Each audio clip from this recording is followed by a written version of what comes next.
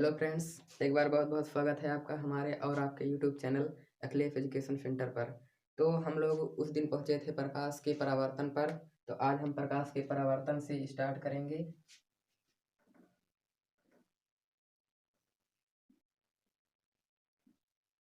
प्रकाश का परावर्तन। प्रकाश का परावर्तन क्या होता है? जब कोई प्रकाश किसी चिकने व चमकदार तल पर पड़ता है तो उसका कुछ अथवा संपूर्ण भाग उसी माध्यम में वापस लौट जाता है। तो इस घटना को प्रकाश का परावर्तन कहते हैं। जिस पर नीचे कलाई की हुई होती है, जैसे कांच हो गया। जब हम शीशा लेते हैं तो उस पर जब प्रकाश पड़ता है तो पुनः उसी माध्यम में वापस लौट जाता है। जितने कोण से आता है उतने ही कोण से वापस लौट जाता है। ये हमने बताया था अभिलंब होता है। अभिलंब आपतन बिंदु है। ये आपतित किरण है।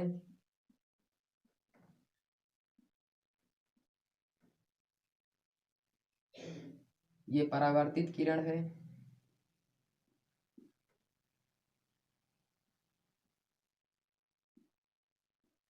ये अभिलंब है।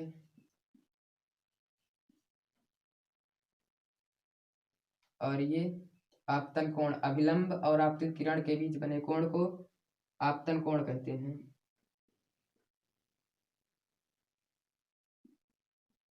और अभिलंब और परावर्तित किरण के बीच बने कोण को परावर्तन कोण कहते हैं।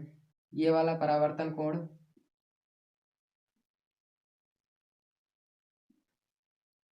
और ये आपतन बिंदु है।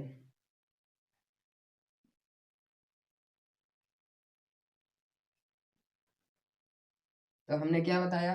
जब कोई प्रकाश की किरण किसी चिकने व चमकदार तल पर पड़ती है तो उसका अधिकांश अथवा संपूर्ण भाग उसी माध्यम में वापस लौट जाता है। तो इस घटना को प्रकाश का परावर्तन कहा जाता है। ये आपतित किरण है। स्रोत से चल कर आने वाली किरण को आपतित किरण कहते हैं और परावर्तन के पश्चात जाने वाली किरण को परावर्तित किरण कहते हैं। और आपतन बिंदु पर खींचे गए लंबवत तल को अभिलंब कहते हैं। अभिलंब और आपतित किरण के बीच बने कोण को आपतन कोण और अभिलंब और परावर्तित किरण के बीच बने कोण को परावर्तन कोण कहते हैं। तो हमने पढ़ा था कल, प्रकाश का परावर्तन होता है जब किसी चिकने व चमकदार तल पर प्रकाश की किरण पड़ता है तो उसी माध्यम में वापस लौट जाता है। इस घटना को प्रकाश का परावर्तन कहा जाता है। अब प्रकाश के परावर्तन के दो नियम हैं।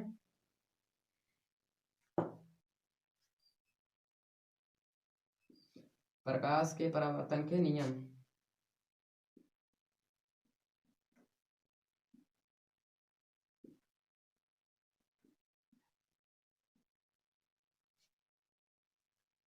प्रकाश के परावर्तन के दो नियम हैं।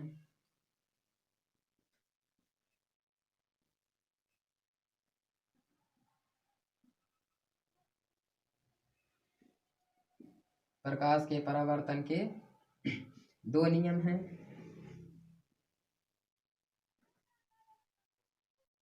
कौन कौन से? नंबर एक, ये आपतित किरण, परावर्तित किरण, आपतन बिंदु और अभिलंब एक ही बिंदु पर हैं। यानी हम लिखेंगे आपतित किरण,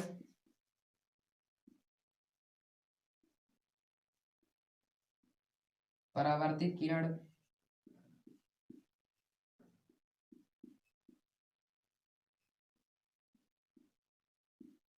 आपतन बिंदु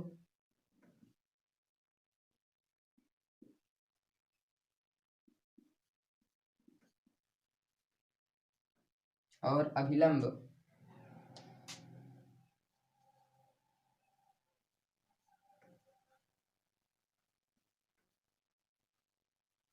एक ही तल में होते हैं।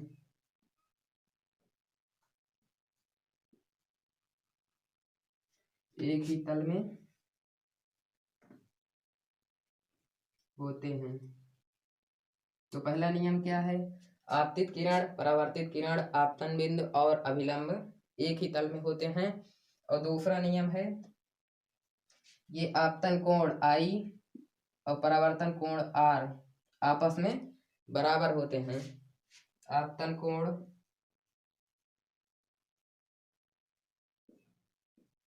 बराबर परावर्तन कोण।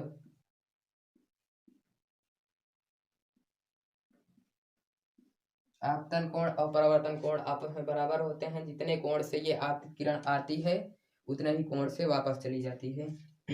इसे आपतन कोण को बोलते हैं कोण आई बराबर कोण आर। ये दोनों आपस में बराबर होते हैं। तो आगे है हमारा गोलीय दर्पण। अगली हेडिंग है गोलीय दर्पण।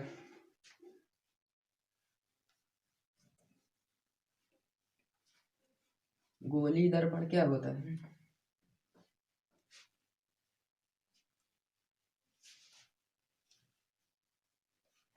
अगली हेडिंग डालेंगे गोलीय दर्पण।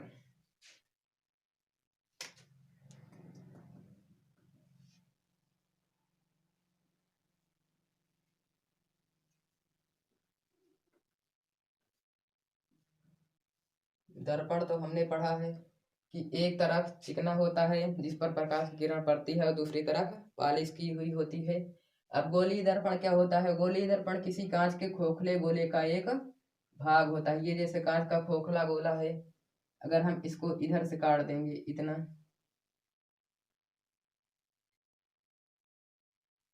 इधर से काट देंगे, चाहे इसको नहीं काट दें और चाहे इस वाले को अलग कर देंगे ऐसे। गोलीय दर्पण किसी कांच के खोखले गोले का एक भाग होता है जिसके एक पृष्ठ पर पॉलिश सिल्वर अथवा पारे की पॉलिश की हुई होती है और दूसरी तरफ चमकदार बना दिया जाता है। जैसे कांच में एक समतल ही होता है और इसमें ऐसे गोली होगा। गोली किसी कांच के खोखले गोले का भाग होता है जिसका एक पृष्ठ, चाहे ये वाला पॉलिश कर देंगे और दूसरा तल चमकदार बना देंगे, उसे बोलेंगे गोलीय दर्पण। क्या लिखेंगे? गोलीय दर्पण किसी कांच के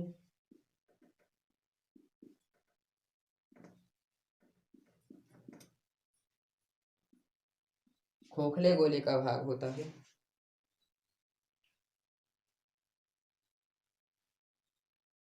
गोलीय दर्पण किसी कांच के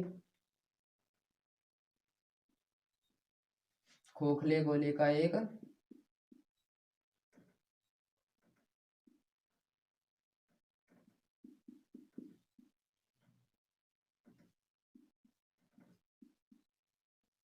भाग होता है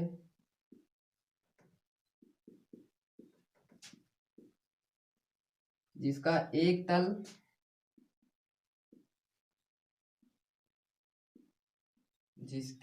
तल पर सिल्वर अथवा पारे की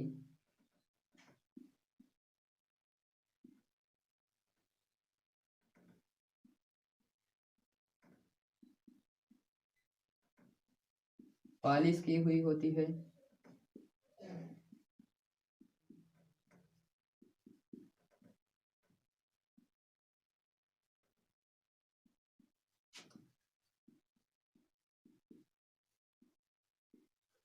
तथा दूसरा तल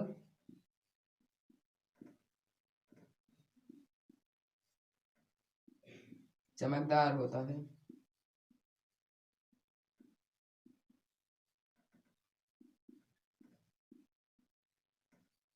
तो गोलीय दर्पण क्या होता है? गोलीय दर्पण किसी कांच के खोखले गोले का एक भाग होता है जिसका एक तल पूरा गोली होगा ऐसे, और एक तल पर पॉलिश कर देंगे, चाहे इधर, और दूसरा तल चमकदार बना देंगे, तो ये ऐसे रहेगा।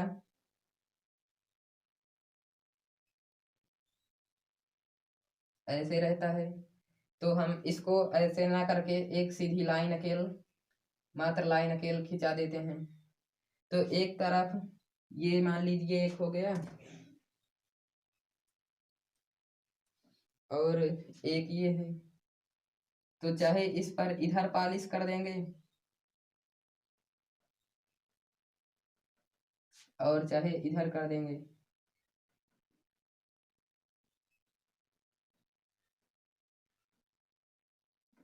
गोली दर्पण किसी कांच के खोखले गोले का एक भाग होता है। ये इतना लग एक कांच के खोखले गोले का एक भाग है जिस पर एक तरफ सिल्वर अथवा पारे की पालिश कर देते हैं, इधर चाहे इधर, और दूसरी तरफ चमकदार बना देते हैं। और ये गोली दर्पण दो प्रकार के होते हैं। गोली दर्पण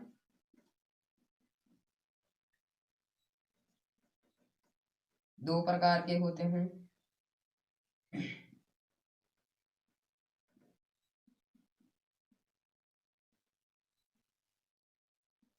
नंबर एक, अवतल दर्पण।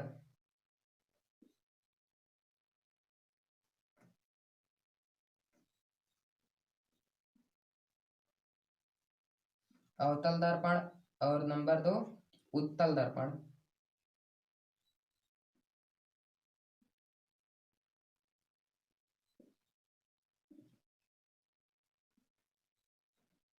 अवतल दर्पण और उत्तल दर्पण। तो अवतल दर्पण क्या होता है, इधर लिखेंगे।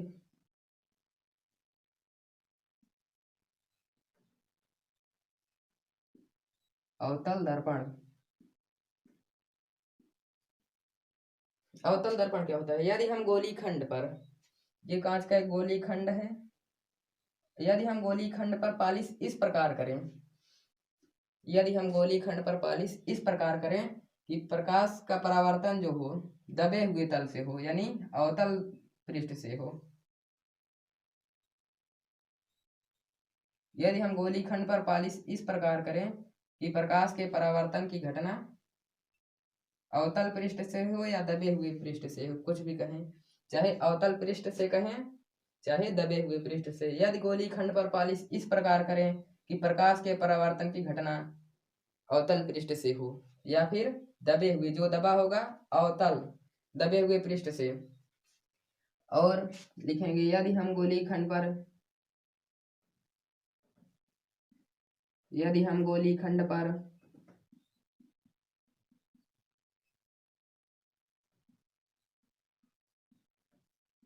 पालिश इस प्रकार करें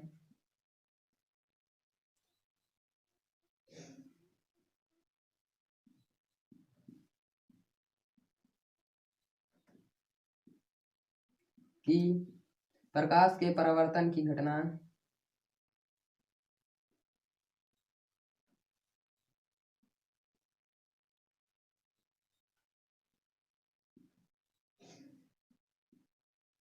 अवतल पृष्ठ से हो,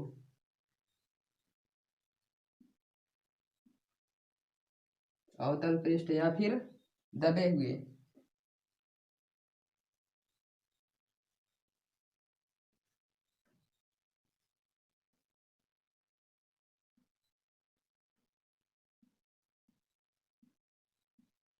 उसे हम अवतल दर्पण कहते हैं। यदि हम गोली खंड पर पालिश इस प्रकार करें कि प्रकाश के परावर्तन की क्रिया अवतल पृष्ठ यानी दबे हुए पृष्ठ से हो, उसे बोलेंगे अवतल दर्पण।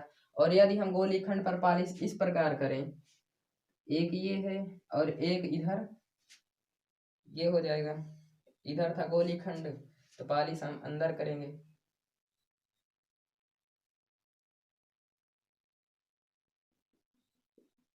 चाहे दबे हुए तल से करें या फिर बाहर की तरफ। पालिश दोनों तरफ कर सकते हैं लेकिन एक तरफ करेंगे क्योंकि हमें एक तरफ चमकदार बनाना है।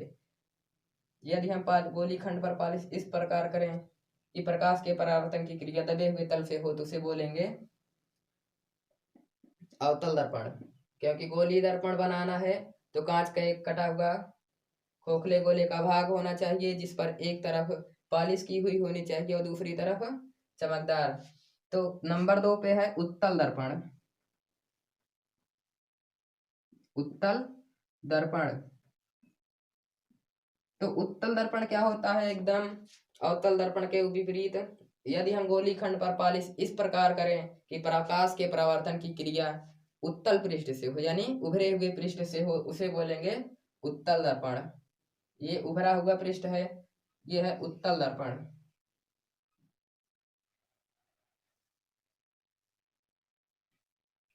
यदि हम गोली खंड पर पालिश इस प्रकार करें कि प्रकाश के परावर्तन की क्रिया उभरे हुए तल से हो, उत्तल यानी उभरे हुए तल से हो, उसे बोलेंगे उत्तल दर्पण। या फिर ऐसे कह सकते हैं, यदि हम गोली खंड पर पालिश इस प्रकार करें कि प्रकाश के परावर्तन की क्रिया उत्तल पृष्ठ से, उत्तल पृष्ठ उभरा हुआ पृष्ठ, अवतल पृष्ठ दबा हुआ पृष्ठ लिखेंगे। यदि हम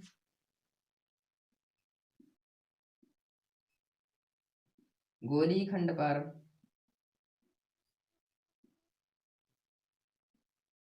पालिश इस प्रकार करें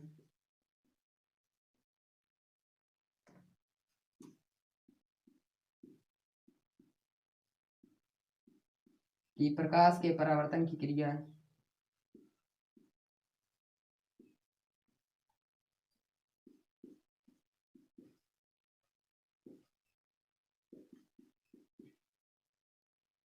उत्तल पृष्ठ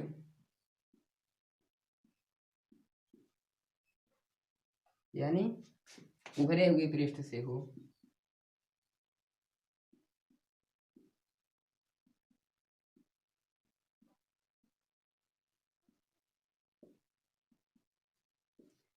यदि प्रकाश के परावर्तन की क्रिया दबे हुए तल से होती है तो उसे अवतल दर्पण कहते हैं, और यदि उभरे हुए तल से होती है तो उसे उत्तल दर्पण कहते हैं। तो प्रकाश के परावर्तन की क्रिया गोली दर्पण, उत्तल दर्पण और अवतल दर्पण होगा।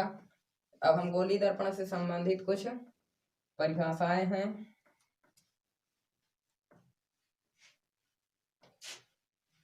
उत्तल दर्पण यानी उभरा हुआ उत्तल,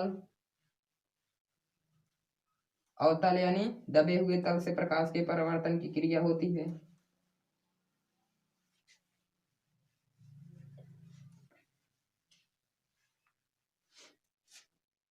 ये गोली दर्पण है, एक ये, इस पर इधर पालिश करेंगे।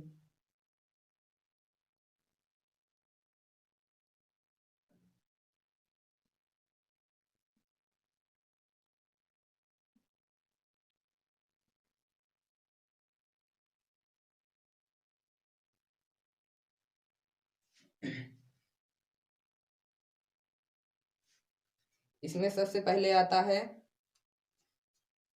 दर्पण का ध्रुव। ये गोली दर्पण है, M1 M2, ये M1 M2। ये अवतल दर्पण है,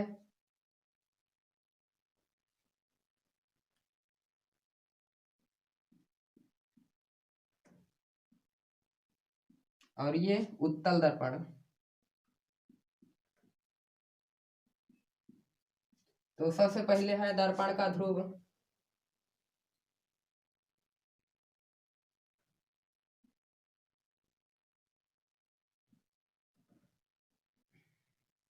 दर्पण का ध्रुव क्या होता है? गोली खंड, ये जो M1 M2 गोली खंड है, इसके मध्य बिंदु, यहाँ पर इसका मध्य बिंदु जो होगा, इसका मध्य बिंदु दर्पण का ध्रुव P से प्रदर्शित करते हैं। गोली दर्पण के मध्य बिंदु को दर्पण का ध्रुव कहते हैं।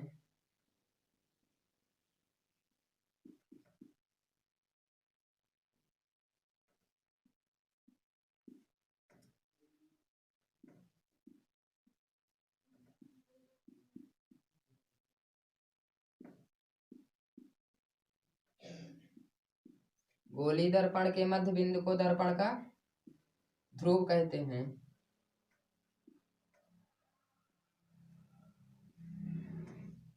नंबर 2 पे है वक्रता केंद्र।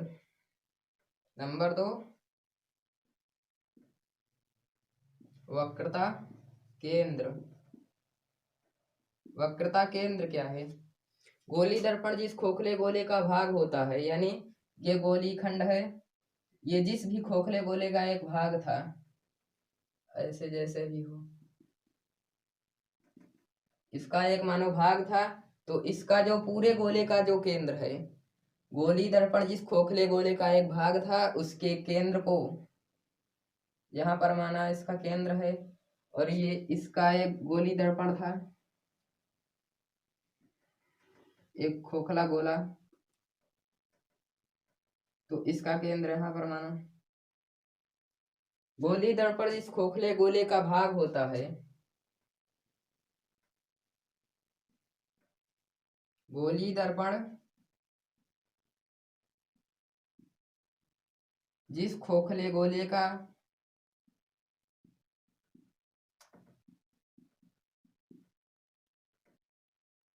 भाग होता है,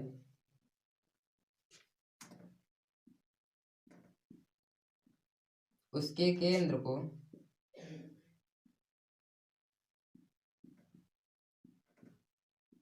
वक्रता केंद्र कहते हैं।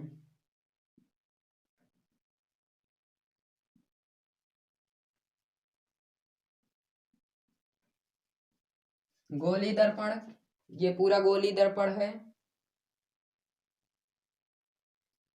इस खोखले गोले का भाग है। गोली दर्पण जिस खोखले गोले का एक भाग होता है, उसके केंद्र को वक्रता केंद्र कहते हैं, चाहे उत्तल दर्पण हो या फिर अवतल दर्पण। इसे सी से प्रदर्शित करते हैं। गोली दर्पण जिस खोखले गोले का भाग होता है, उसके केंद्र को वक्रता केंद्र कहते हैं। नंबर 3, वक्रता त्रिज्या। वक्रता त्रिज्या, वक्रता त्रिज्या क्या है? वक्रता केंद्र और ध्रुव, दर्पण के ध्रुव। वक्रता त्रिज्या जिस खोखले गोले का भाग होता है दर्पण, उसके वक्रता केंद्र और दर्पण के ध्रुव के बीच की दूरी को वक्रता त्रिज्या कहते हैं। गोली दर्पण जिस खोखले गोले का एक भाग होता है, उसके केंद्र और ध्रुव के बीच की दूरी को वक्रता त्रिज्या कहते हैं। इसे R से लिखते हैं।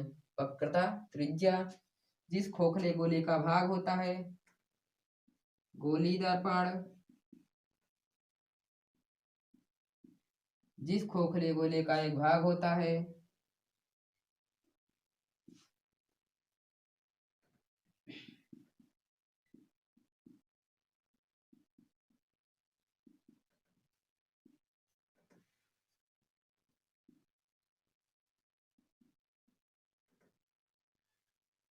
उसके केंद्र, उसके वक्रता केंद्र C और दर्पण के ध्रुव P, वक्रता केंद्र और ध्रुव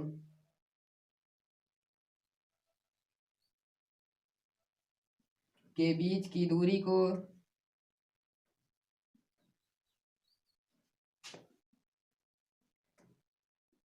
वक्रता त्रिज्या कहते हैं।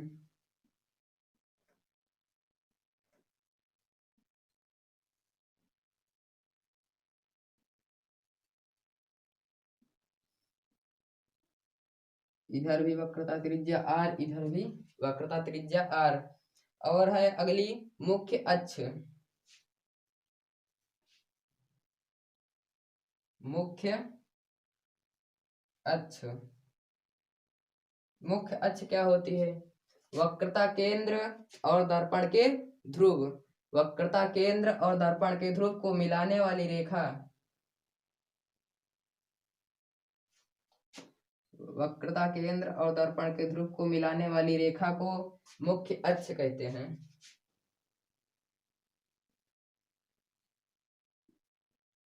वक्रता केंद्र और दर्पण के ध्रुव को मिलाने वाली रेखा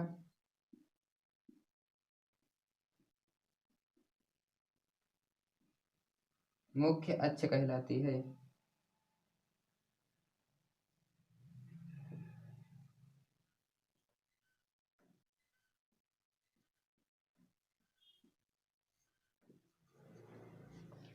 वक्रता केंद्र और दर्पण के ध्रुव को मिलाने वाली रेखा को मुख्य अक्ष कहते हैं। और नंबर 5 पर है मुख्य फोकस।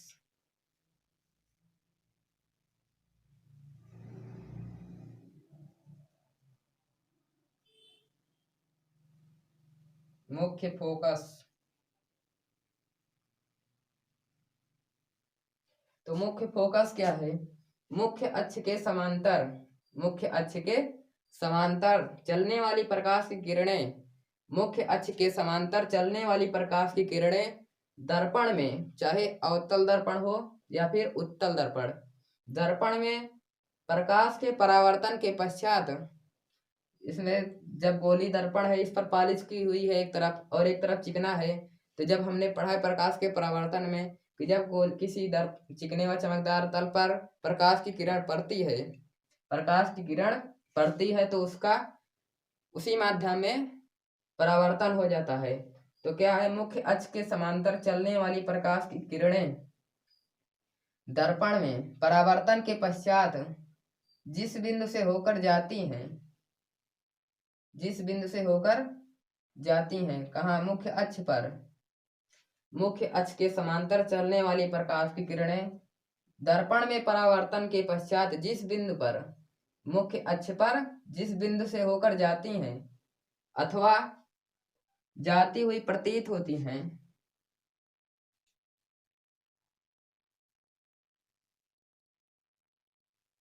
जिस बिंदु पर जाती हैं अथवा जिस बिंदु से जाती हुई प्रतीत होती हैं, यहाँ पर अवतल उत्तल दर्पण में इधर प्रतीत होंगी